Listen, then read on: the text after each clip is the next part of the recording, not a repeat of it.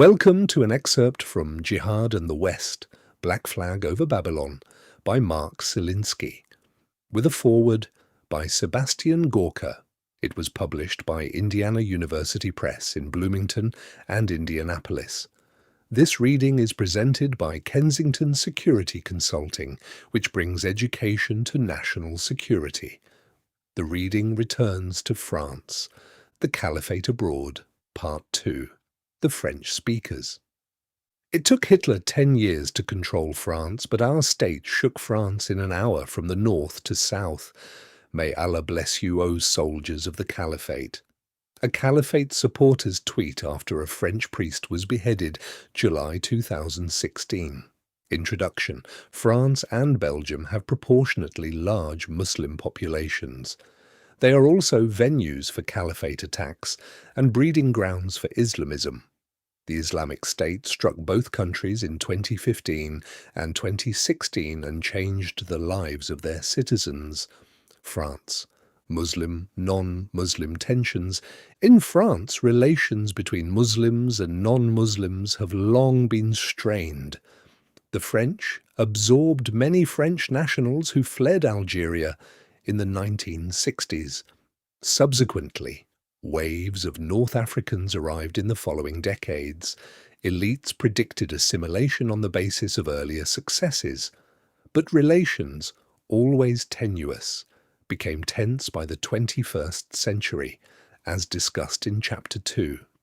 By the new millennium, many leaders and opinion makers in Europe were nervous about growing Islamic communities. French intellectual Alain Finkielkraut coined the term homesick at home.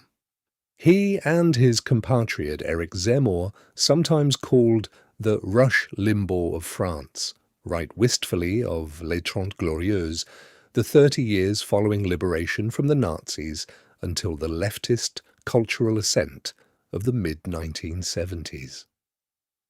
In 1965, few Europeans could have imagined that their compatriots would be too afraid to sketch religious cartoons a half-century later.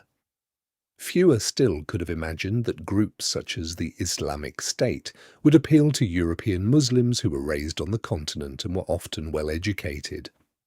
Today, French intellectuals still speak in hushed tones about Islam, lest they offend the sensitivities of a watchful and politically active Islamic constituency.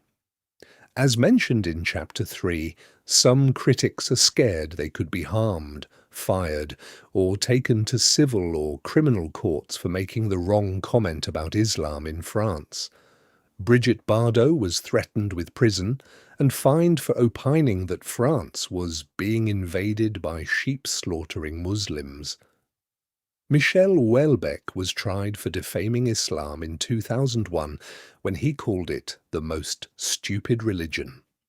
These high-profile cases serve as warnings to critics of radical Islam.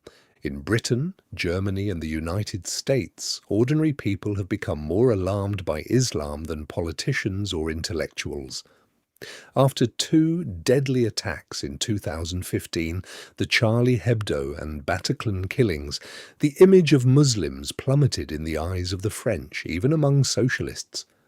The image would dive even further after the truck attack on the Riviera.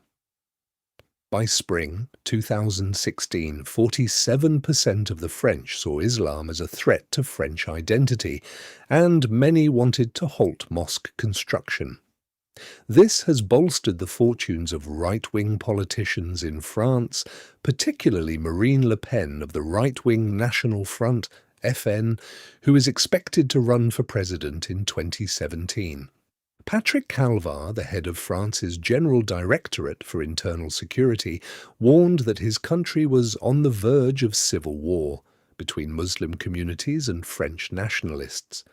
Gilles Kepel, a political scientist and specialist in Islam, also claimed that France is on the verge of a major social explosion because of Muslims' failure to integrate into French society.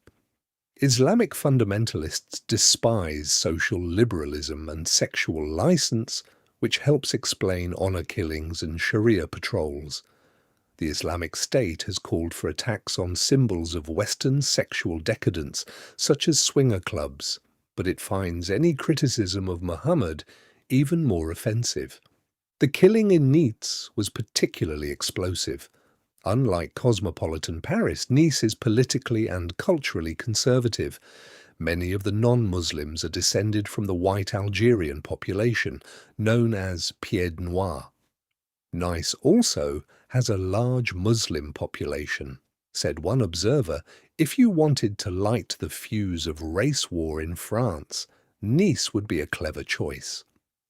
This concludes a reading from Jihad and the West, Black Flag over Babylon by Mark Selinsky, with a foreword by Sebastian Gorka. If you enjoyed it, please consider subscribing to continue listening to other chapters. The book is available online or at major bookstores worldwide. Dr. Selinsky's latest book, Cauldron of Terror, Hamas, Israel, and the World, will be available for purchase in early spring 2026. This reading does not represent the official position of any agency or individual within the United States government. On behalf of Kensington Security Consulting, thank you for listening.